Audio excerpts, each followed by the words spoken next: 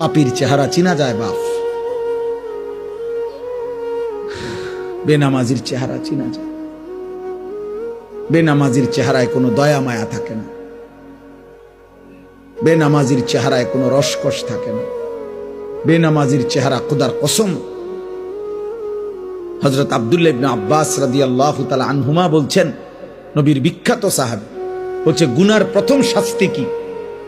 তিনি বলছেন গুনাহের প্রথম শাস্তি সাওয়াদুন ফিল ওয়াজহ, চেহারা কালো করে দেয়। প্রত্যেক গুনার পাপের প্রথম শাস্তি এটা, সাওয়াদুন ফিল ওয়াজহ।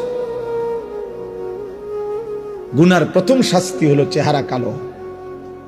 যুলমাতুন ফিল কলব, দ্বিতীয় শাস্তি অন্তর অন্ধকার হয়ে যায়।